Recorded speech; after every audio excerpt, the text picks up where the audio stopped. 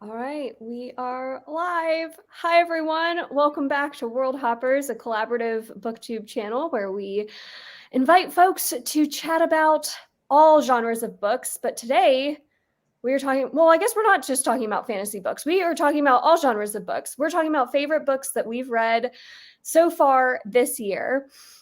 So I think everyone's been on the channel before. So all of our channels will be linked down below. And most importantly, all of the AdSense revenue and all of the merchandise revenue goes to charity. So, like I mentioned, we're talking about favorite books of the year. And Abby, I'm going to kick it off since you're directly next to me. I'm going to kick it off with you. You're not going to throw it to Alan, who still seems to be pondering what his favorite book should be. I also loved Alan's entrance. As soon as I hit go live, you did like the slow swivel. In your did I really? Yes, it was perfect. It was perfect. I don't know if you planned that, but it was great. I'm an evil businessman. Do you secretly have like a cat on your lap that you're... I mean, I could have a cat on my lap. There's none in here. All right, Abby, let's hear it. I came prepared. So we'll just go in the order that they're in the stack. And actually, my first favorite book of the year was Emily Wilde's Encyclopedia of Fairies. And I know you didn't like it, Jessi. I know. I saw that blog. I've never even heard of that book. I have it, and I haven't read it yet. Is it just like an A to Z of like fairy folk? No, but I did love that book when I was a kid. There was one, like, I can't remember what it was called, like Flower Fairies book as a kid. Loved that, which was like an A to Z. But no, this is sort of like a light academia, cozy fantasy following our main character, Emily Wilde, as she goes off to these sort of Nordic islands to investigate the fairies there. And she is joined by her academic rival. And it is sort of their romance and the adventures that they get up to on this Nordic island. Okay, that sounds fun. It's not an Alan book, I don't think. Abby, okay, so first of all, this thing started and we didn't like say hi or anything. We haven't. I know, we just talked in. We're like, get to it. Just like, we're going. Don't know who you are. Operation here. But really quick, British Airways sucks, Abby. What do you have to say for that? Heathrow lost our luggage going and coming to Rome. No. Half the people's luggage. Well, is that Heathrow's fault or is that BA's fault? I don't know. It's British Airways' fault for sure. But like when I flew into Charles de Gaulle in Paris, and I hate that I'm having to talk up the French at the expense of the British, but like Charles de Gaulle didn't lose my luggage. Maybe it's the Florida side. It ain't no Florida. We were flying from Italy. Maybe it's the Italian side. I have never had any issues with BA. They've never lost any luggage. They've always given me a lovely experience. It's probably because you're British. And by the way, the British people that we met in that airport and on those flights were the meanest people we met the entire trip. Seriously, there was one woman who, if you ran a hairdryer next to her face, it would have melted off, and she was cussing out my students. Seriously, it's like, did you lay into her? Lady, you should get your money back from that work you had done because that is not it. That is not it. She was mean, Abby. Please tell me you laid into her for being mean to your students. I mean, I said, what is your problem? Like, what's your moan die, lady?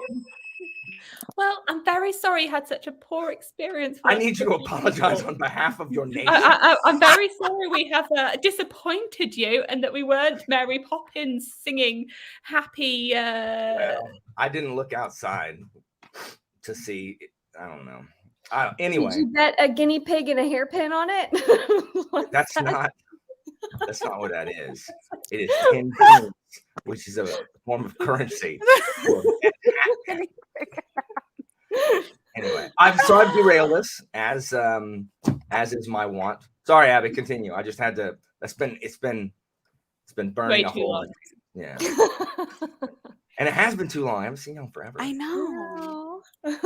Jessi's over here having another baby.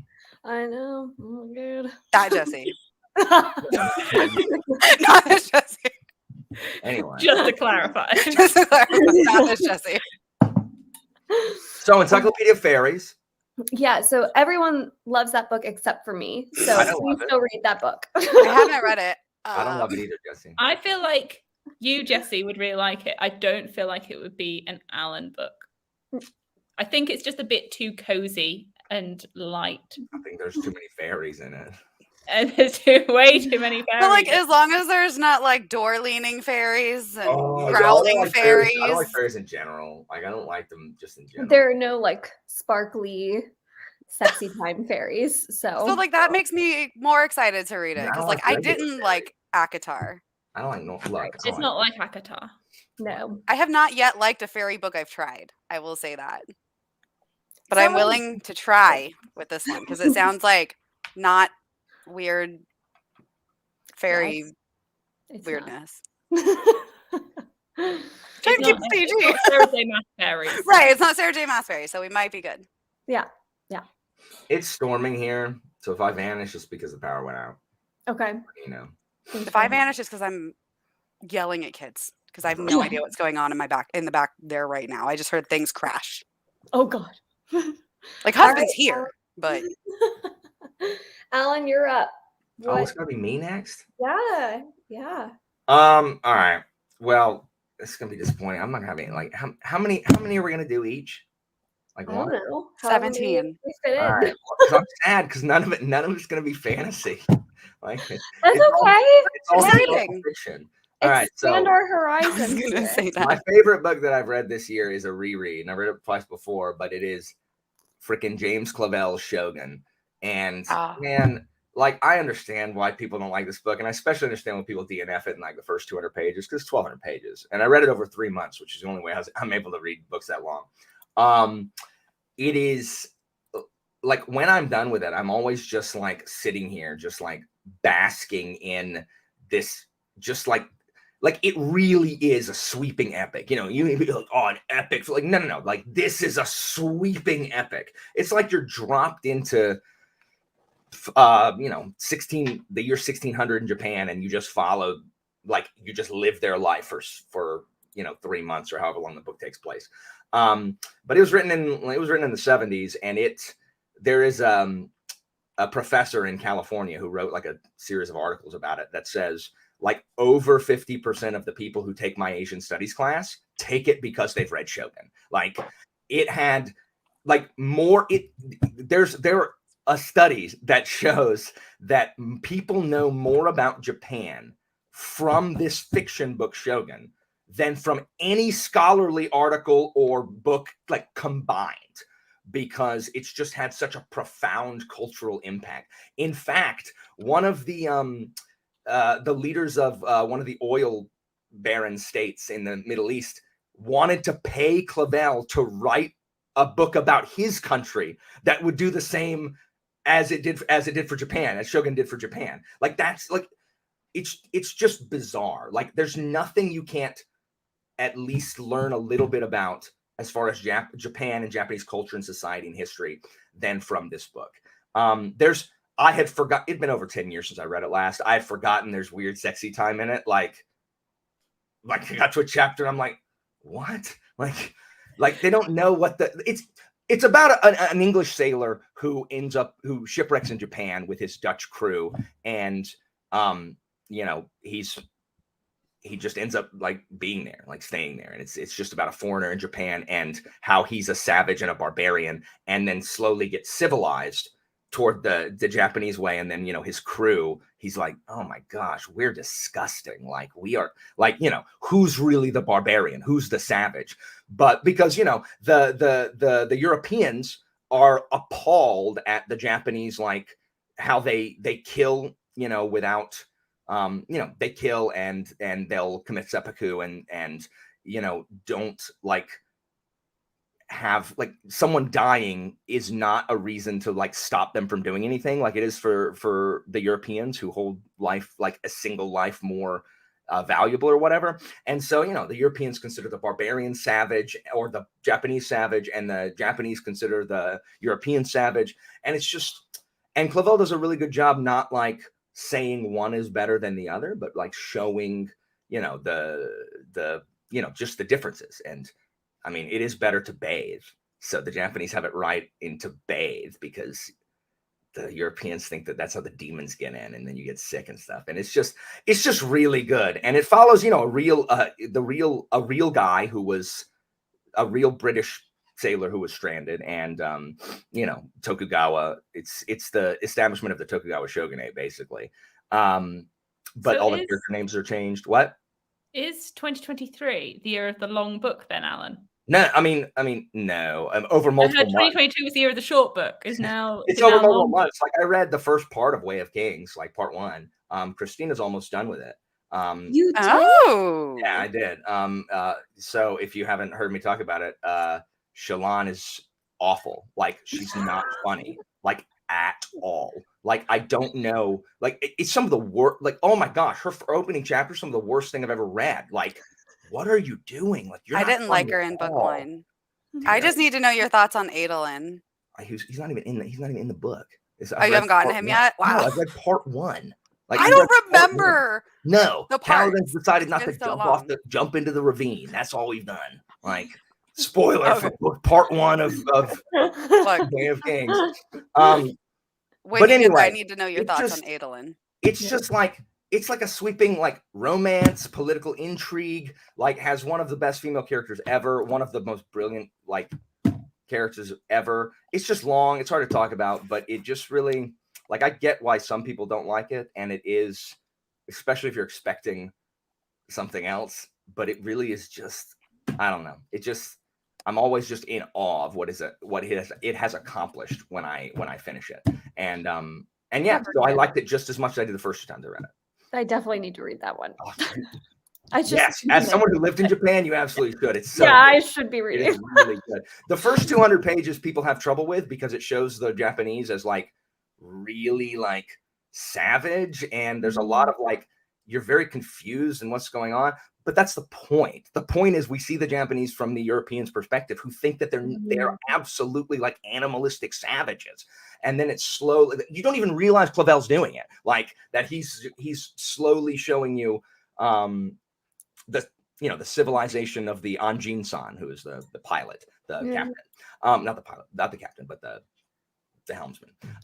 It's just really good. Like it's really good. I love it so much. So that's one of the best books I've read so far. That's good. All right, that's a good choice. All right, Jessi. All right, so I actually have quite a surprising one. Actually, pretty much all the ones that I have are last books in series because I've been finishing a lot of series lately. Yeah, go you. But this one may be surprising, but it's Clockwork Princess. Oh my god! Because I absolutely despised the Mortal Instruments. And it took me forever to get to this series because I hated the Mortal Instruments a lot. And I was like, I'm not reading anything else by her. I do not like this series. And then actually it was Roger and Angela who convinced me like, hey, we're all reading it. Read it with me. I was like, I guess I have them from a library book sale that my friend gave me. Like, sure, why not? They're probably terrible. Not terrible. Like the fact that it's set in like Victorian England, and like I actually really like the love triangle, which normally I hate a love triangle. It worked in this. Yeah. Like I liked both of them. Alan looks so confused. This is such an Claire is mean. Like I don't like the author. She's mean. Like, I've heard that. She got her start in Harry Potter fan fiction. Oh yeah. Fanfiction.net. And one of my friends was huge into it, and Cassie Clare was a huge B to her. Like I've heard that before on fanfiction.net, and so that's why, like, it has nothing to do with the book and everything to do with the author. So I've heard that from a couple of people that she's like not a nice person, but I bought them at the library book sale, so like she didn't get my money. I mean, that's true. Wow, I gone for like a quarter for the mean to people writing fan fiction. Like, yeah, right. Like, what kind of hierarchy exists? How are you going to be mean to other fanfic? Like, that's just not. Just don't be mean to people. I like the lady on your plane. If I could say something nice, I just the read. covers are really cool. I just read Chain of Iron. Oh yeah. Or reread I it to continue with the rest of them. I have all of them now. It's that epilogue of Clockwork Princess. Yeah, I read that on a plane And I was Oh like, no. Did you read After the Bridge though?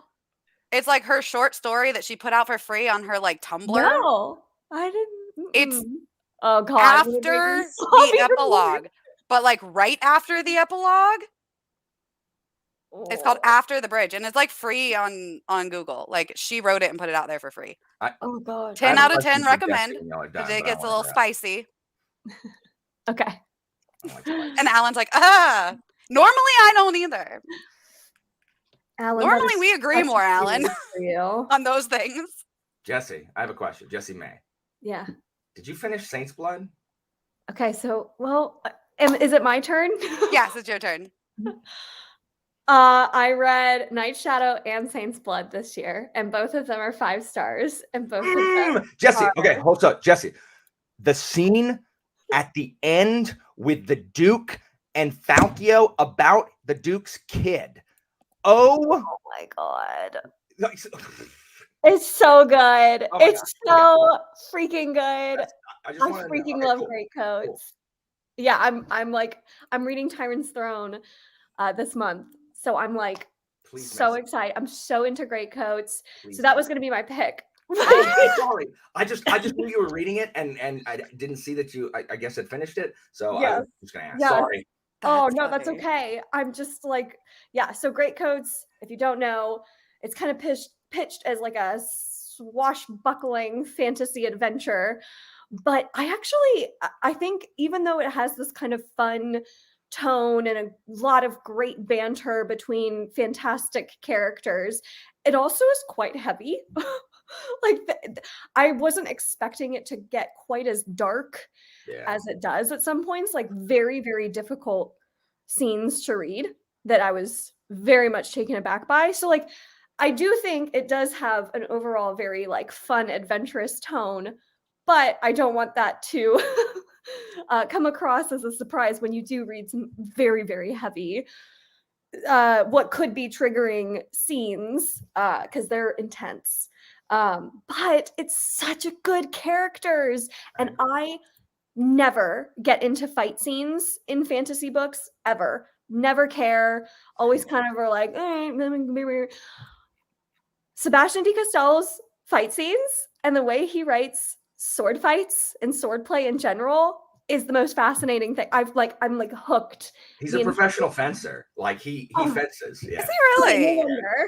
I didn't No know wonder. that. Helen, there's an event in London that I'm going to in May, and Sebastian de Castell, Adrian Tchaikovsky are both attending. That is freaking awesome. Oh. I think that there's like loads of authors that are attending, and I was going through the list. I was like, Alan would want to meet him. Yeah. Alan would like to meet them. That's- Alan would like to meet them. It's awesome. Oh my god. It's really Jessi, he fences, which is why they're so like No wonder That's he's so good cool. at it. Because I'm like, how does he choreograph this stuff? It's It's awesome. amazing. I'm so into it. And I think the second book, Night Shadow, is my favorite so It is far because some of the reveals at Mhm. the end are like, 100%, yes! Like, yeah. oh, I was like cheering out loud. I was like texting you, Alan, like on Voxer, like, Night Shadow is my favorite until Tyrant's Throne. Tyrant's Throne. Is okay, I'm so excited. Ah, But yeah, I'm loving the Greatcoat series. It's definitely the highlight of my year so far. So I'm so excited to finish it off. So that's my pick is I awesome. have the first book and I've been meaning to read it, but I'm like trying so hard to finish like series I've already started. So I keep looking at it like I want to get to this. Yeah. But I have so many like third books that I need to like read. And I'm Yeah. like, ah. Oh, I get it. I tell people if they even kind of like the first one, they will like the rest of the series. Like the Yeah. first one is the one that dissuades people from. and I still had so much fun with the first one. I gave it 4.5 stars. But it's definitely like my least favorite of the 3 I've read so far. Yeah, But it same. was still like great. Like I still loved the first one. Yeah. It's my least favorite of the series. Yeah. Okay. So yeah, that's my pick. So we'll do another round of picks. Abby. Okay, What else you definitely got? more down Alan's taste Ooh. than my previous pick. The Trinia Code. Yes. Well, I'm not going to say that one now. Thank you. You narrowed it down for me because I love that book also. This I'd say was like my biggest surprise of the year because I think I liked the Justice of Kings, but I didn't love it. It was like 3.5 stars, whereas this was more like 4.5 stars. Really, really enjoyed this one. So it's a sequel to the Justice of Kings, so by Richard Swan. Justice of Kings, we're following our main character, Von Volt, who is a justice in this world. So he goes around and metes out justice across the empire, but it's told through the perspective of Helena, who is his assistant.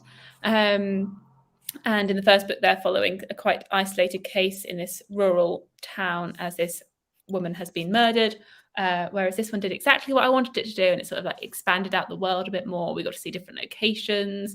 We got more into like the dark necromancy. So I really like the pacing of the second one as well. Like I was always engaged, always really invested in knowing figuring out what was going to happen next. And I really like Helena as our perspective, as like an older woman looking back on her life and narrating the events. Yeah, plus it's got the Mufrab, which is just terrifying. That thing is so scary. Yeah, it was more like fantasy horror. Yeah, Oh. it definitely is. That makes me very excited because there were like Yeah. little elements of horror in the first one, and I was like, this magic is really cool. So that makes me very excited that the focus is. And there's a dog, which everyone likes. There's a dog. Heinrich, yeah, I love Heinrich. Okay, I'm so excited to read that one. I'm reading it next month. I'm so excited. Oh, it's good.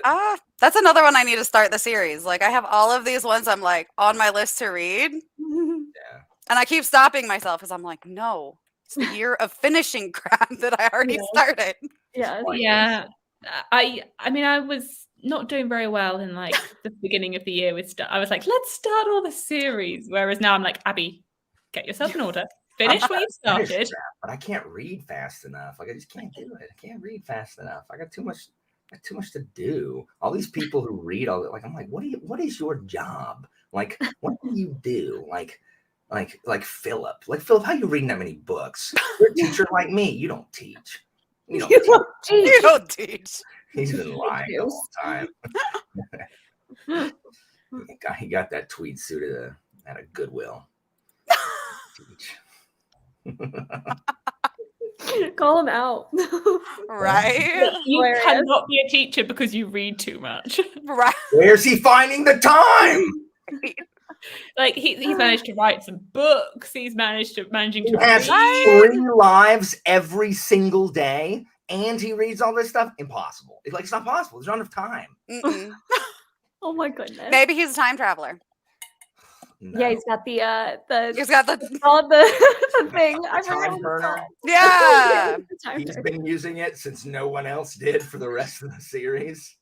Yeah, exactly. Why did no one else use it? It's from a deleted scene. They made all the questions. All right, Alan, what's your next pick? Man, I'm back to historical fiction again. Like, I don't know what's happening. It's so good. So I did a read along on my channel of this series, and it's the Cicero trilogy by Robert Harris. And I know so much about the 1st century BC because I teach Julius Caesar for a semester every single year. And I was like, it's going to be fine. No, like, oh my gosh. Like if you are a fan of like legal thrillers, like John Grisham, or like political intrigue, I don't think, other than like Game of Thrones, I don't know of a series that has more political intrigue than this. And I know all the stuff. And the fact that it's written mostly this, like Justice of Kings, is written from a future perspective of Cicero, who is, basically basically known as the greatest orator of all time. He had a slave named Tiro who kind of like was only like a couple years older than him. And he ended up freeing him, but he was basically a secretary. Tiro invented shorthand. The ampersand, that is Tiro. That is an invention of a Roman secretary. It's etc. It's basically etc. put together. And it ended up looking like that. So he invented like the ampersand, a bunch of other shorthand stuff. And it's his tale of Cicero's life. And even though I knew all this stuff, like it is just written in such a compelling way. And I've never read anything that shows how little politics has changed, because everything, almost everything in it is true. Like almost everything in here is true events. Like he makes up almost nothing. The only thing he makes up are like individual conversations that, you know, someone wouldn't have written down, even though any important conversation Tiro wrote down, like we have, like it's from his writings. But it is written in such a compelling way. And this quote right here basically summarizes the whole thing. Cicero has a cousin who's very like, we're gonna be elected for the good of the people and for the good of Rome. And Cicero's like, the trouble with Lucius, he said, putting his feet up on the desk after his cousin had gone, is that he thinks politics is a fight for justice. Politics is a profession. And it's just like, ugh. But I mean, that's what it is. But that's what it is. And it's just because you root for Cicero, but he is such a twerp, and he'll like fight on one principle, and then immediately afterwards, it's politically expedient for him to sacrifice that principle. And so he does. And he's just not quite as skeezy as everyone else. So he looks like the good guy because, you know, he is trying to protect the rule of law, but everyone else is just like, what if we had no principles at all, you know? And just the political machinations that are going on, it just makes your head spin. And there's a bunch of speeches, especially in the early books, like Cicero giving a bunch of like speeches, because I'm a sucker for inspirational sports movies. You know what I mean? Like where there's like the inspirational speech and everyone stands up like, yeah, there's a bunch of that. It's just so good. And it's just like as we're reading it, people didn't know, like, was it really like this? Like, was it this lawless? Like, was it this? And it's like, yes, like it was literally this bad. So politics has not changed. You just read it and you're just like, man, I'm so sad for America, like, and for the UK, because y'all aren't any better than us right now. So, have you ever like delivered one of those speeches, Alan? One of those Cicero's, I need to, but the problem is they're long. I mean, like in your life, like, have you don't? Oh, 100%. Yeah, I deliver. I'm monologuing my classes all the time about you know, getting all those students to rise up. Yes, about how they should be decent people. They should be decent human beings. Yes, but.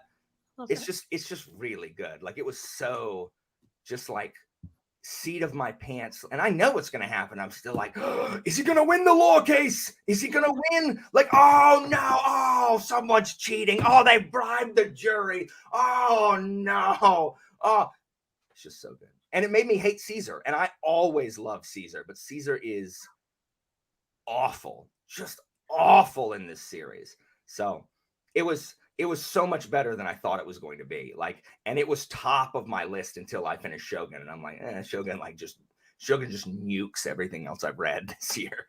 So yeah, historical fiction. I'm loving the historical fiction I've been reading recently, which, you know, is definitely how I'm getting all them views and subs, just rolling into obscure historical fiction. Like, there's such a market. Really tapping into that. So you're getting it. Really tapping into that extraordinarily niche. Yeah. Of hey, come listen to this. I mean, anyway. Who is doing historical fiction on BookTube? I mean, the thing is, you just got me to want to read it, so, right? It's so good. And the thing is, like, this first book can literally be read as a standalone. Like, you don't even have to read the series. Like, the first book was my favorite anyway. But it was just so good. And that and Shogun, like, I have been, like, historical fiction has been on point. It's better than, and it's freaking funnier. It's funnier than freaking Shalon. Anyway, she gets slightly better.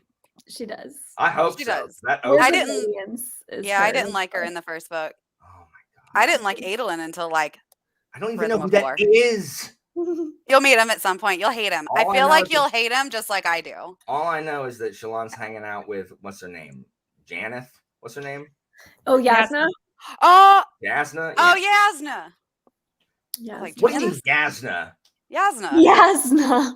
Is that not how you say Why it? is that a consonant I and not a J? The J is like a Says who? Says who? Where is the pronunciation guide in that book? You know what? Let me go hang out with my friend Jan. My first name is James. Look, okay, guess people what? say my last name I go by Jessi. Yeah. Right? I mean, that's how people pronounce. pronounce my last name. And it starts with a J and no one pronounces the J. Oh, Joachim? That's because Joachim is a real name. But it's I not don't how know you one say my. person named Yasna. I am not Joaquin. I Yeah, get it right. all the time. I'm pronouncing it Jasna on principle. I'm gonna let all the Sanderson. I've heard fans it come both after me. ways. Because the thing is, how do you know when you read it? If you had not talked, like if you had not heard all the Sandersons or Sanderson himself say it, there's no way to know that it would be Yasna and not Jasna. Just I like don't in know which freaking one's Shadow right. Campaign, the guy's name is Janus. I'm not gonna call him Janus. What? Janus. I feel like I saw an Jasmine. interview where Sanderson's like, I don't care how you say it, just say it how you want. So Regardless, there's no way to know. And if someone I comes don't in the know. comments and like, it's a you pronounced it wrong, it's Yasna, I'll be like, shut up. How about that one? I'm gonna go yump on my trampoline. It's so stupid. Anyway. Oh my god. I mean, that's kind of all fantasy names in my head. Like when I'm reading, if I'm just like, I can't pronounce this, it's just like whatever the first letter is. How It's do I get on blah, Way blah, of blah. Kings every time on mine? Like I make a detour to Way of Kings. Anyway, You do. it's your turn. I will It's be my reading turn. hopefully part 2 of Way of Kings this month. Yay. Then maybe you'll meet Adolin. I I've just met want you that to hate stupid- him I've met because that everyone loves him, and I hate him. You and Elle. But will Alan Yeah, call Elle him hates him Adeline? too. Will Alan call him Adeline or will he call him Adeline? I would call him Adeline if I hadn't heard people say Adolin. I might call him Adeline on principle just to make people mad now. You should. It's like Malazan, which I'm sure. I say Malazan. Is that not how you say it? I say Malazan to Steven Eriksson's face when I met him. I said Malazan. He doesn't care. I would not say that right either, though. I'd be like, I don't Malazan. like the way Malazan sounds. I don't like No. it. I'm not going to do it. I'm going to call it Malazan. All So right. it's your turn, Jessi. I'm sorry. oh wait, it's my turn. So I don't actually have the book because it's not technically out yet. But I read the last book in the Drowning Empire, the And- Bone Shard War. It was fantastic. The whole series is really great. And yay! Yeah, I read it. I had like the Kindle copy. Abby, it's so pretty. I ordered a It signed arrived edition today. and I'm like waiting for it. See, I ordered the signed one from some indie bookstore that she posted on her blog. Oh, So, Orbit sent it to me today. Ah, it is so good. Alan might actually like this one. Hey, Abby, I keep getting it has been 6 months since the Orbit newsletter had anything that I want to read in it. It's like, we're releasing this, Yeah. in the mood for like a quirky romance. I'm like, No. absolutely no, I am not. It's like, I no, mean, not I at guess all. I assume we get different newsletters. Did you get the Sword Defiant by Gareth Hanrahan? Haranahan. That one sounded good. It That does one did sound sound good, good. but the I got problem that is one. it didn't sound good enough to where, because I have an ARC problem and I have too many things I I want to know. read. It didn't sound good enough to bust my TBR for. Like, I'm Mm. waiting for the Knife of Dream one, the book 2, the Daniel Abraham sequel to Age of Ash that's coming out. So I'm assuming it will have that in it soon. That one I will read because Abraham's my jam. But yeah, like every time they send it, I'm just like, Orbit. And also, I just realized I haven't read a KJ Parker this year. Like, I'm a fake fan. I've got to get back on it. Sorry, fake fan. Fake Yeah. fan. Yeah, I mean, Anyway, I have been ignoring it, some of them a little bit until I saw this one in there, and I was like, well, I have to request this. They just Right. kept giving it to me, and I'm It's just like, so good. I'm like, I don't want to read it. Oh, I'm so glad to hear that it sticks the landing. Oh, it sticks the landing. And it's got one of those endings that I like where it's kind of life goes on and it wraps up, but like you can tell that there's more, but like there's not going to be, more in the series. And it's kind of that bittersweet kind of ending where you're like, yes, but no, but like I'm happy, but I'm not. And like I like those endings where it's not like a pretty little bow where everything's like everybody's happy at the end of this big war and nobody even got a scratch on them. Like I don't like I don't like that. those endings. Like I want to have it be believable, even though there's like talking animal giant companions in this book, because why not? Yeah. Because the talking animal companions make this series. Like Mephi is just adorable. He's like a dog, otter, cat creature. You would like him, Alan. He's adorable. He's adorable. I don't know about that. Look, everybody wants. I know you a don't pet. like animal companions, Alan. Like, I do sometimes. You like some. I do like some of them. When they talk, they tend to be annoying. I like them when they don't talk. Because when they talk, people always need to feel the need to make them like clever or sarcastic in some way. And I'm like, Yeah, like, that makes sense. Like dog with a blog. It's like, this is not. I forgot about that. It's an awful show, right? My daughter has rediscovered like all those Disney shows like on Netflix, and like I'm having to relive them, and I'm not thrilled by it at all. Charlie's good. Good Luck Charlie's cute. Hannah Montana. How can a girl like her double as a superstar? Like, how does she do it? where did she find the time? Where did she find the time? She doesn't Time work. traveler. That's for sure. Like, she doesn't try to run a BookTube channel. She's time traveler. More I'm time so travelers. happy, like all of y'all have been popping up on my feed more often. Like, did everyone just like take a break and now is like back? Yeah, I don't think I read or posted or very much since like November up until this year. I haven't posted much at all because it was like just chaotic. My problem is I hate recording and editing videos is what it comes down to. Well, yeah, that's a big part of it. So. Right? Well, like time-wise. I love lives. Like, I love this. I talk. Yeah. I just talk off the cuff on like reading sprints all the time. I love those. I hate filming and editing videos. That makes it hard to have. It does. No, I need to do everything live. Today I'm gonna review this book live. There you go. Do it live. Do it all. Do it live. Exactly. My problem is time. It's the new BookTube thing. Just do everything live. Yeah. I'll be a pioneer. You'll start the trend. Then everyone will do I it. will too. The problem is if I didn't like putting like video clips in the middle of my things, I would. But I like doing it. I just And we all love it. And we do. Every time you put in that Witcher thing, I die every single time. Every time. And it's like, it's so stupid. What is the line? What are they saying? It was a griffin. Arch griffin, in fact. Well, then I'm grateful. Arch grateful. It's so stupid. But I laugh every time. It's my favorite thing. It's so ever. dumb. What was the one you kept doing like a couple years ago? You kept having one. Let's get down to business. What? I do that, but is it? I don't know. It's I have no Was idea. it the one from Is it? I can't Russell believe Crowe? it's not butter. No, it's the one with Russell Crowe from Les Mis. I do that. You do that all the time. Like Anytime I say the words evil empire, I put that in. You put in Russell Anytime I Crowe. say genre. Yes, I love that. Love that. I'm sad I don't yeah. ever get to talk about Rebecca anymore. So because That's it. That's the one. Rebecca one. That's the Rebecca, one. like That's the one I'm thinking of. Rebecca. I don't have cause to use it anymore. I don't say the word Rebecca very often. Well, I listen to videos on like 1.5 speed. So all of those clips you put in sound even funnier when I'm listening back because it's like Rebecca. I listen to all of people's regular voice sounds so weird to me because I'm so used to hearing everybody at 2 times. I know, right?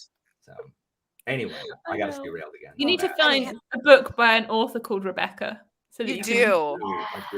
Oh, I need to read an R.F. Kuang book and just not call her R.F. Kuang. Be like, this book Just is call her by Rebecca? Kuang. Oh, Rebecca.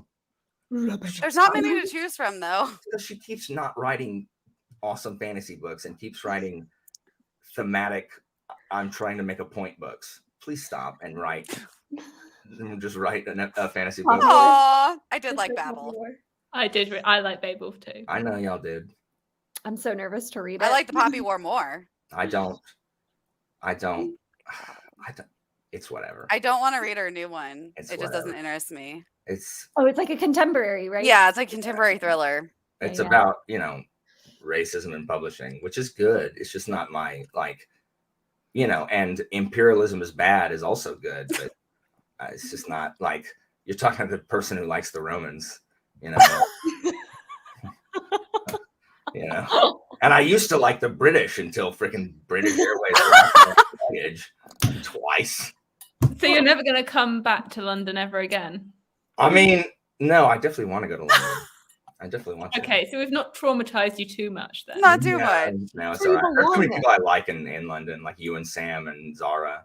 And There you go. anyway, There Jessi, you go. Okay.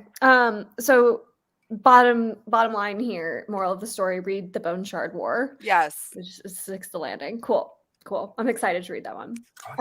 You're going to love it. I'm super excited.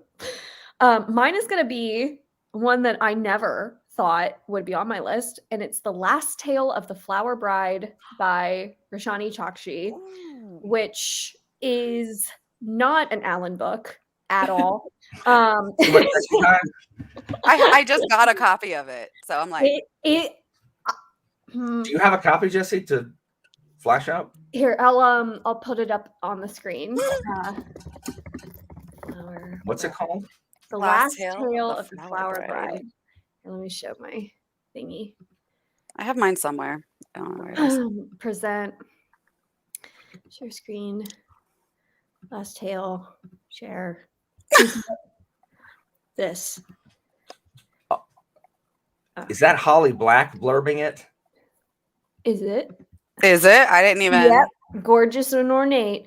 Lingers like a fever dream. But it's got V.E. Schwab too, so like that balances it for me. Oh, look, the story is sumptuous.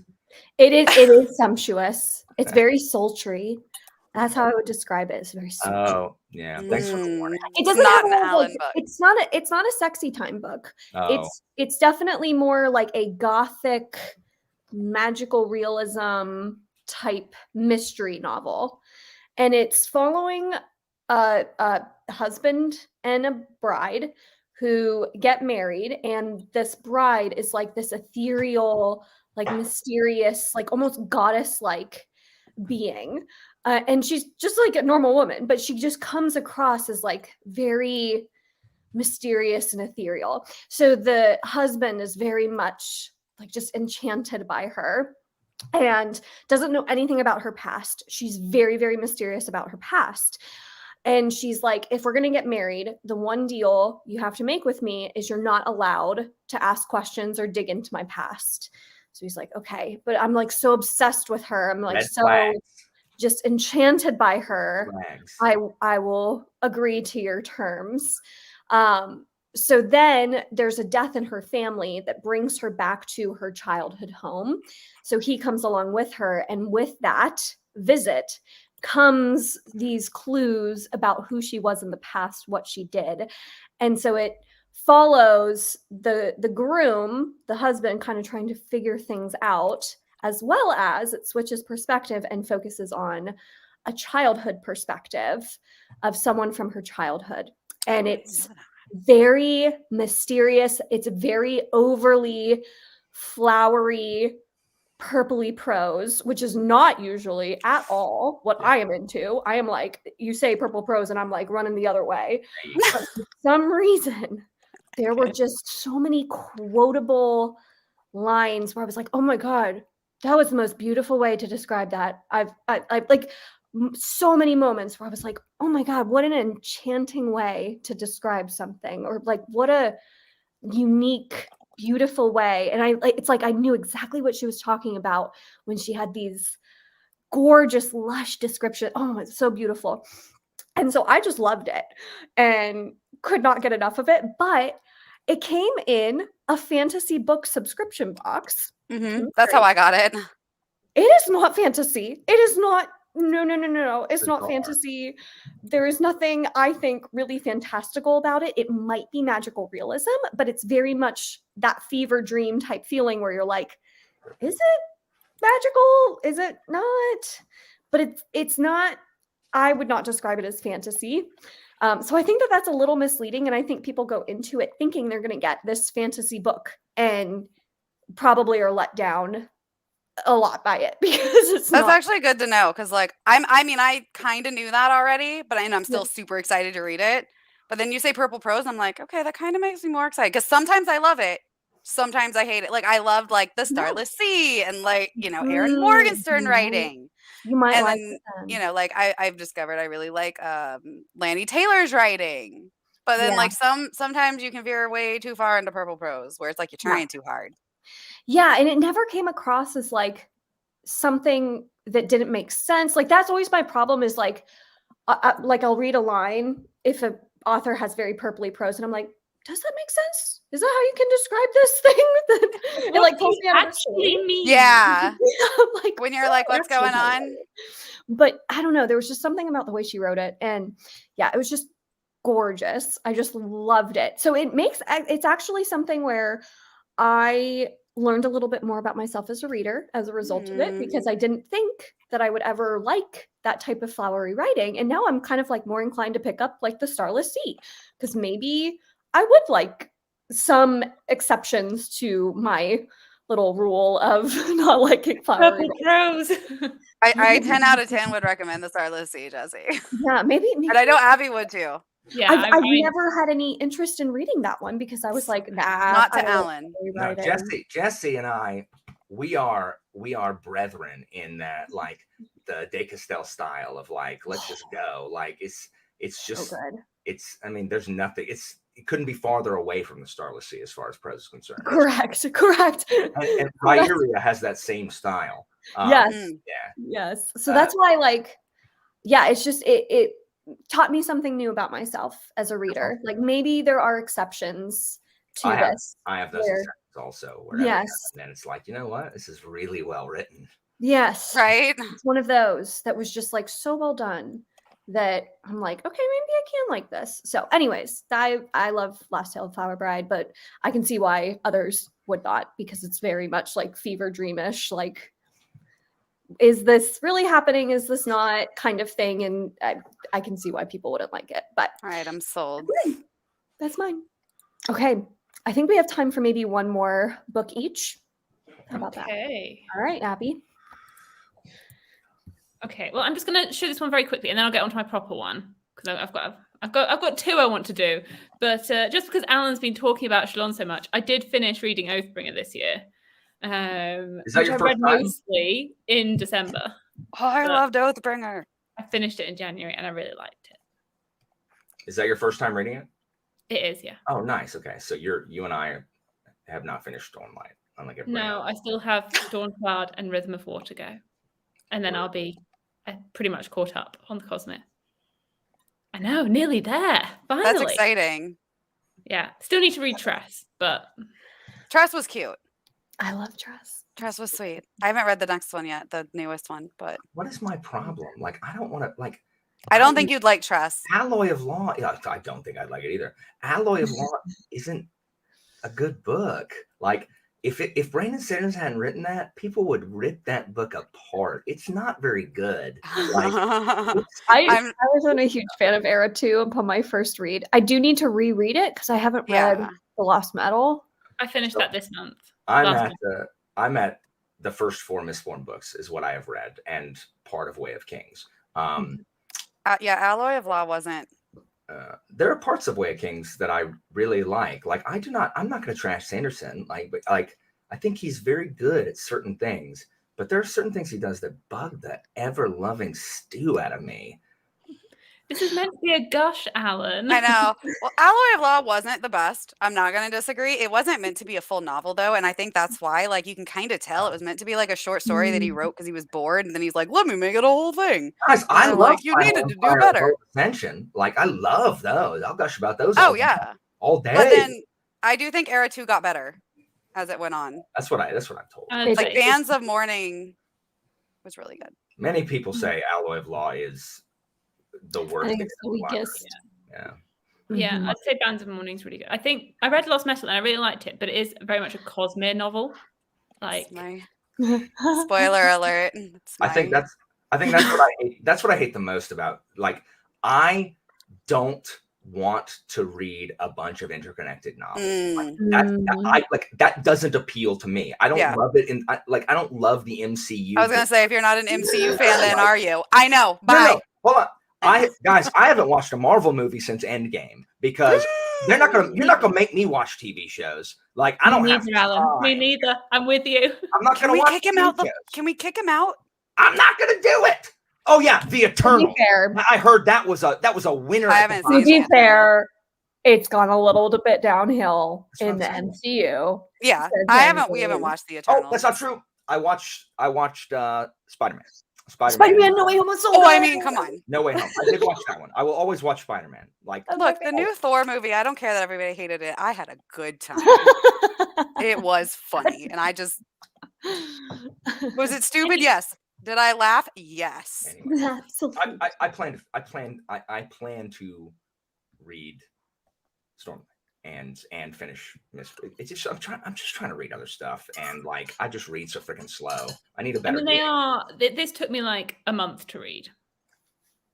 I want to say Oathbringer took me like 2 months to read, a month and a half when I read it the Yeah, first time. The only way I can read books that long is to break them up, which is what I'm doing. Like Yeah. I'm reading the sequel chronologically to Shogun, and it's 700 something pages. Reading it over 2 months, splitting it into 2, and I'm able to do it there because then I'm not trapped on a single book all month. Because when I, having a BookTube channel, I don't want to be like, so in my wrap-up, I read a book. This is what I read. I read a book this month. I know. It does make me have to like put off reading bigger books. Like I want to read Priory this year. Same. I'm reading A Day of Full Night right now. I'm like midway through it. It like that will be like my whole wrap up. Will just be for that one. Let's buddy read it. Make me buddy read it with you because I've been wanting to read Priory forever, and I keep like. I am really enjoying A Day of Fallen Night. Like if we were filming this next weekend, maybe A Day of Fallen Night would be on here because I'm really liking it. But those covers. But yeah, it's going to take me half the month to read the book. What's your other book, Abby? Blood Mercy by Bella Roth. Oh, everyone seems to be loving that one. I know from the cover I don't like that book. Way too much leaning. There's way too much. I just don't remember if there's any leaning in it, but way too much snogging. Look at that. Their mouths are not touching, Alan. Okay, so it's pre-snog. It's Snogging is such a horrible word. What? Anyway. Doesn't that mean? I hope it doesn't mean something worse. I thought snogging was just like no, it means what it means. It's one of those words like moist that I just don't really like snog. It's your people's word. We don't say that here. What do you say? We say making out. Yeah. Or I just do this when I talk. I just make that noise. Worse than snog. I also don't like making out though, because like to me it sounds like teenagers behind the bleachers in like freshman year. I'm like, yeah. It's better than what the teenagers do now, which say, "Oh, we're talking. You're dating. Shut up. We're talking. That means you're talking to multiple people. That means you're not exclusive. Shut up. Yes, it is so stupid. Teenagers are dumb. I know. I have 3 18-year-old niece nephews. Sorry, Abby. Anyway, this is a political fantasy romance. Don't do that with your eyebrows there, Alan. What international trade agreements are they discussing right there? Yeah, international trade agreements getting discussed right here. So we're following our 2 main characters, Cassia, who is the daughter of the king, who pretty much wants everybody dead, including her, and Leo, who is from another empire, which is the more vampiric empire, and they have come together to discuss political allegiances, which have not happened in the past 400 or so years. And so this king has called them together, but there's sort of like ulterior motives potentially to him calling this summit. And then you are following our 2 main characters who end up meeting covertly during this summit and their relationship as the summit goes on. But it was very quite slow and political in the beginning as you got used to this world and these characters and what was going on. So I found the first 200 pages a bit slow, and then I got really into it for the second half and was very, very invested in the world, the characters, everything going on. Yeah, I've heard really good things about that one. I need to check it out. I need to keep going and read the rest of the series. Is it heavy on the romance? No. Okay. No, I'd say they build like a friendship first before we get into That's nice. romance. That's how most. There are some steamier scenes towards the end of the book, though. Okay. Oh, goody. That is excellent. Ellen's like, I'm gonna pick it up tomorrow. Yeah. Good. But if you, okay. yeah, I definitely agree. I really like the way it blended the fantasy and the romance. Although it looks very romantic on the cover, it's very much a political fantasy Okay. with strong romance in it. Okay. Yeah. I'm trying to find like that good balance because sometimes it's like with Undertaking of Heart and Mercy, I read that one and that was too much romance. That's that's like contemporary in fantasy world. Yes. And I'm okay. like, Oh, but yeah. give me like actual world building and like fun fantasy stuff because I like romance, but I like my fantasy to also read very fantasy. So Right. It definitely reads very fantasy. Okay, cool. I'm gonna check that one out then. That sounds good. I know. I was excited to read the Heart and Mercy because I got it in the book box. I'm trying to read all those books. Yeah. And then I saw your thing and I'm like, oh, I'm probably not going to like it. It's just Heart and Mercy was it's like cute. a contemporary romance. It's but, like, okay. with zombies. It's kind of That doesn't make me want to like jump to pick it up. I found the audiobook was very like quick to read and fun. I'd say it was fun, but I don't think it will stick with me forever. I think it was, you know, Sophia's thoughts. It was her favorite book of last year. And she loved it. If you wanted, she did, didn't she? a lot of people really liked it. I'm just the outlier once again because I don't know what's wrong with me. Got some unpopular opinions this year, I guess. You want more death and gore, don't you, Jessi? Jessi, I'm with you. Yeah. Are you not vibing with this whole like cute and light and I watched cozy fantasy? Her most recent wrap up, she's like with DNFing. I love it. Royal Assassin. Like 3 pages, and then get out of here. I don't like chapter 1. Get out of my face, Robin Hood. Look, I love that. I've been doing the same thing. Like, I'm done with you. Like, I have a box of unhaul books over there that I'm like, man, you're going away. Yes. I've just realized a bunch of books that like everyone likes. Like, I don't know if it's just because I've been overexposed to how much people like them, or I just am toxic. Where like I read, I'm like, I mean, this is fine. I just don't care all that much. I think the problem is that there's so many books that I want to read that interest me personally that when I like veer over into something that you know it's fine, but is mostly I'm reading because you know everyone else has read it, that I'm just like, I don't want to read this right now. What if I was reading something I wanted to read, you know? And that's what I keep experiencing. I am hoping to bring it back to Way of Kings. I'm hoping Way of Kings like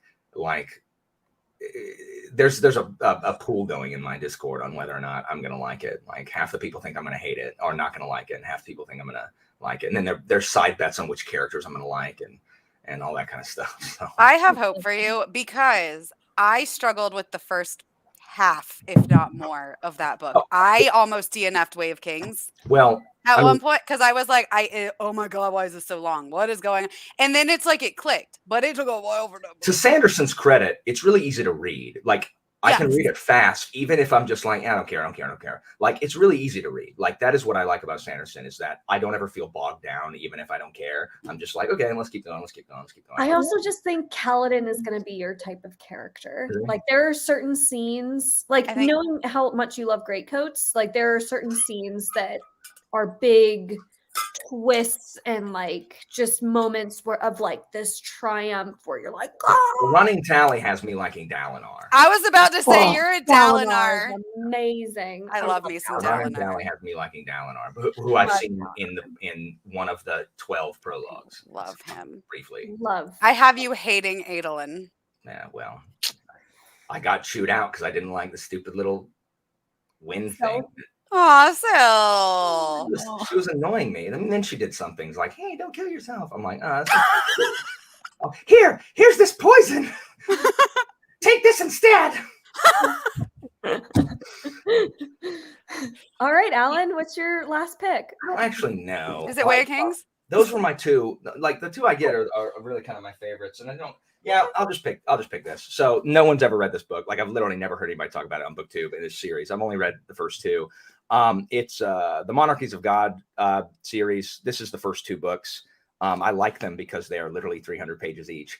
And it's by Paul Kearney. It is basically historical fiction, but fantasy, but there's magic and it's just straight up like political military fantasy. Like that's what it is. It's straight up political military fantasy. You don't read it for the characters. Like Angela and Katrina read the first one with me and they liked it, but they're like, they just don't care about the characters. I'm like, I get that because it ain't about that. Like, it's not really like the characters are fine. I like them fine, but it's definitely not a character driven story. It's a plot driven story. And it's basically the fall of Constantinople to the Ottoman Turks.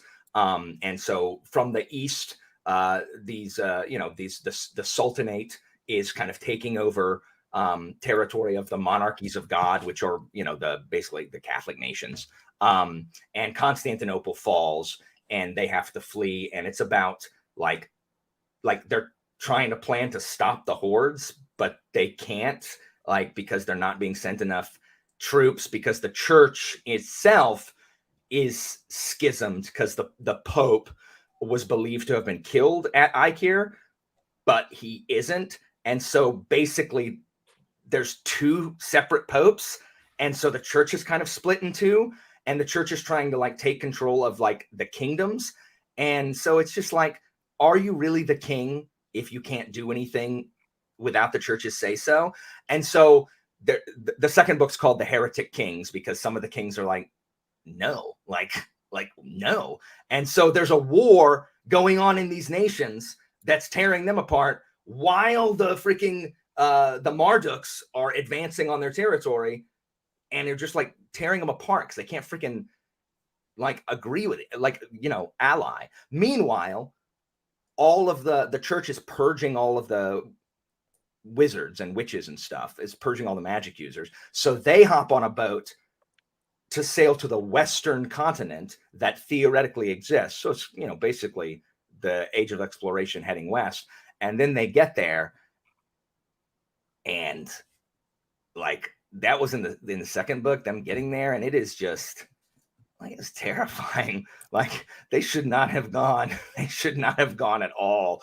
It was really, really it was some spooky stuff. It was terrifying over there. So it's just really good. It's just lots of political intrigue, lots of military engagements, with rifles and sieges and stuff. And church drama, which I always like, and then Age of Exploration. It just hits a lot of buttons for me. So it's really, really good. I can't wait to see what happens next. It's just, the characters aren't it's not oh man, this is such a good kid. It's no, it's a sailor. He's just the captain of the boat. Who cares? His name's on the book. Let's just go. It does have some weird sexy time, which I don't like at all. Because it's Alan, you've been reading lots of weird sexy time this year. I know, and I don't like it. It's weird. It uses it describes things there is never a cause in a fantasy book. I can't think of a single instance that I need anyone's genitalia described to me. I don't. And I certainly don't need things to be called a carnivorous flower. I don't need it. It's so gross. I mean, that is a disgusting terminology. I know. So, I know what you mean by weird now. It's weird. I don't need genitalia described ever, and I certainly don't need to describe. You had me hooked, Alan, and now I'm that. Okay, so there is some of that, and then it goes away. And the second one I liked better because there's hardly any of it. It's mostly in the first one. The problem is that character is apparently front and center in the third book. So I haven't read the third book yet because it's I don't want to read about this character because everything involving, because it's one of those things oh, well, women don't have any influence. So I guess the only way I can influence things is through my body. And I'm I get it, but this has been done better than it's being done here in this book. It's not super subtly handled in this book. It's handled better in Shogun, for example. It's handled brilliantly in Shogun. Here, it misses the mark. But the political and the military and the magic is really cool and scary. And it's very gritty, I guess. It's not. It feels very much like this is historical, but there are wizards, and shape changers and stuff. So it's just really good. And no one ever talks about it. I've literally never heard anybody talk about it. So I've been enjoying it. And book 3 is 280 pages. Glorious. glorious 200. Like the whole 5 books are within 2 paperbacks. Like That's so awesome. so That's great. It's brilliant. So I've really enjoyed it. So a lot of historical fiction bent. I think I've just burned out on like stereotypical fantasy. I think it's just, it's just not doing it for me. And I think that will cycle out. I think it'll cycle back through. But for now, almost everything I've read this year has had some kind of like historical bent to it. And I get that. Since finishing Oathbringer in January, I was like, just give me the fantasy romance. No, I can't do straight up. I need light serious, and fluffy. right? I was like, I can't do straight up fantasy. I just can't do it right now until pretty much I read Tyranny of Faith. And I was like, right, there we go. Finally, the fantasy mood is coming back. Yeah, I read that one also, and I loved it as well. And I've been peppering it with nonfiction stuff, being like, you know what, I'm just going to read about some history here, like. But it'll cycle back. It'll cycle back around. Maybe Way of Kings will do it, or maybe I'll be like, well, that's my epic fantasy for the year. Yeah, I mean, Oathbringer did burn me out, I think, on epic fantasy. Yeah. It's hard. Yeah. I did the same. Like I didn't read like almost anything for like a couple months between just being burnt out and just like chaos going on in life in general and like work being busy and kids and I know, right? I want to start it. I just want to reread it now because Jessi's talking about it. It's like crap. I feel like sometimes rereads though help get you back into a groove. For sure. I think I've only reread like I've reread a couple books and they really do help. Like rereads are not given their due. Anyway. When I feel terrible, I reread Mistborn Era 1. So good. Like good. So good. It was just like I read it before like I knew what it was. Like BookTube and stuff like that. I was just like, oh, that sounds cool. So I just read them. Good. Except for Hero of Ages, where Sazed just whines for hundreds of pages. Like, shut up. He's my favorite character in the comic. I love him in book 1 and 2, and then he just like. I love him in all, and if I just say this is my favorite, he is my favorite character in all the Cosmere. So my problem with Sazed is that no spoilers, Alan. No spoilers. That's why I stopped. That's why I stopped what I was going to do, because I was going to spoil literally Era 1. It's fine. I was going to say something, but it would spoil more, and I was like, spoil something for me, I will not read it. I'm currently watching Attack on Titan, and I've managed to avoid any spoilers. And if it's spoiled, I'll stop watching it. Although I don't think it would have spoiled you because you've already read Alloy of Law. Oh, yeah. My problem is with Alloy of Law. Anyway, sorry. What's your book? Okay, so I'm going to pull an Abby. We're not going to talk about it long, but yeah, Lost Metal. It's very much one of those, like, if you're a Cosmere, if you like all the connections, you're going to love it. I hate the connections. I love the connections. I'm here for it. I'm down for it. Like, are you there's down people in this book that you're like, yes! And it has trust connections, which I read them both at the same time. I was like back and forth reading this and Trust, which like I don't know why. My brain hurt by the end of it, but and if you don't like Wayne, you won't like it. That was like Roger's thing, but like I love Wayne. It's because Wayne isn't funny either. I love Wayne, but he's not funny. But like I like to laugh at him. I love Wayne. He reminds me of like a friend I have in real life who really says shit like that all the time, and I'm like, oh, we still love you. Like, that new book, like freaking Frugal Wizard's Guide to Medieval England, because titles aren't spoilers. It's supposed to be. I'm gonna get worked up. It's the stupidest thing I've ever heard in my life. I haven't read any of it yet. But like it's a book like that is like supposed to be like humorous all the way through. I can't think of something I want to read less than Brandon Sanderson trying to be funny for an entire book. Like, I feel like the reviews for that have been pretty. They've been very mixed. For that more very on the reason. lower side. Yeah. I haven't seen any glowing reviews for it. Patrick was like, yeah, the jokes don't land for me at all. I'm like, good for you, Patrick. Good for you. Sorry, what's the other one? I really like the Lost Metal too. The Lost Metal, I love the connections though. So like that's like there were so many that I was like, yeah. And then I like Steris. Like you can't. I love her. Okay, so when people keep talking about Steris, like no one really understands that she's not cool in Alloy of Law, but everyone keeps talking about that. No, she's not cool ever. I understand that, but like Steris is like a throwaway in Alloy of Law. She's barely there. In Alloy of Law, you're right. Talking about how much they like her, y'all know that you are now creating expectations that I would not ordinarily have had going into the rest of those books. You are gonna. It's I think funny. you would like her though. Like, It's funny you say that. My husband was reading Era 2, and I was like, what do you think of Saris? And he was like, she's cares? hardly in it. Like, what are Yes. you talking about, Exactly. Saris? Like, what's the big deal with Saris? And he kept reading them. And I was Yeah. like, okay, but what about Saris now? And he was like, she's still hardly in it. Like, Okay. she's there. But finally, the lost medal. But how was Saris? And he's like, she's just there. she's there. I love her. It's like, She's why does fantastic. it stick out in my head so strongly in that series? Because she Like, makes people lists and totally- plans and plans and plans and plans for everything and backup plans. And she's like got her notebooks with her and she's like, no, we have a plan for this. Oh, wait, that failed. We have a plan for that. Like, so funny. What's Yeah, your she other really book? isn't in it much. okay. My Okay.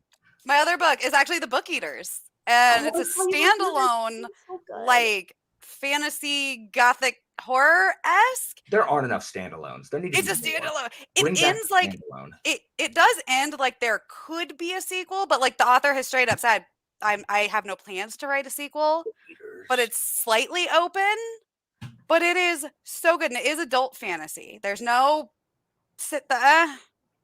there's no real weird sexy time, but there is like forced marriage Mhm. and forced make you have kids. But we're following like our main character is a mom, and she's kind of escaped from this like book eater world where basically they eat books. Like they have like fangs that come out, kind of like vampires, I guess, but they eat like books. They don't read them. But there's like these kind of offshoots that happen, and they're mind eaters, and like they will like they have little projectile tongues and like suck your brain out your ear. And like if they get one of those in their like birthing crop, they kind of like do away with it. But then they come up with like this medicine to like help them, but it's all gone. Like the family that like made it disappears. Her and her son like go on the run because he's a mind eater. And it's like her trying to like re-infiltrate the book eaters while protecting her son and getting him the medication because she's like not gonna allow them to like kill her son, even though he like sucks people's brains out their ear. Like it's very morally gray and like no one's really good, and it is so good. Like there were some uncomfortable scenes, like a pretty traumatic, it's not in like vivid like gore, but it's like a pretty traumatic birth scene, which was a little touchy, but Probably won't read that at the moment. yeah, don't read that right now, Jessi. I mean, everything ends up okay. I'll save it for later. Like she has the kid in the book, End of so the like year. not a spoiler. It talks about her kid, but like a little much, but really good. And like no, I never hear anyone talking about it. And this came in like a Luma crate, so I'm like, why are people just not reading it? Did they not like it? Because I loved it. It was a quick read, like it's really short, and it's a standalone. Nice. Gotta love that. All right. My last one is the last in a series. So, whatever. It's The Cuckoo by Leo Carew, which Ooh. is the final book in here. I don't have any of my books out, so I'm going to share the screen. I got you. Thank you. Oh, here comes Alan to the rescue. Right? Thank you. I can walk again, which pleases me. Yay! There's The Cuckoo. Nice. Yes. Have you read The Spider, Alan? Okay, you haven't read No, The it's Spider. still on my. I mean, it's still on my things I need to read. But then I had read-alongs start on my channel, and I was in 2 read-alongs, and so I had to read those. Okay. And, This is the first book. The That's why I'm Wolf. not doing read-alongs, read-a-thons, nothing-a-thons alongs this year. Like, if you want a buddy read, just message me, but like, Yes. no commitments. Yeah. This series is basically historical fiction, like a reimagined our world, historical fiction with like giants in it. That's like basically the only fantasy aspects of this series. So don't go into this if you're looking for like swords and sorcery and magic. But it is so political and so military strategy focused. It is so good. The characters are so compelling because you're following a war between what would have been like the Neanderthals if they had kind of evolved alongside like Homo sapiens, and it's this just insane war where both sides, you can kind of see it, like you get it, and so you don't really have like a right and a wrong side. I mean, like like any war. And so it's like very morally gray characters that at times you're rooting for, at times you're not. And the last book is by far the best book. That's I awesome. thought The Wolf was 4 stars, The Spider was 4.5, Cuckoo was 5 stars. It has Alan, I think you're going to love The Cuckoo because it's got a fantasy court scene, which I freaking love fantasy court scenes. It's like, yes, it's so good.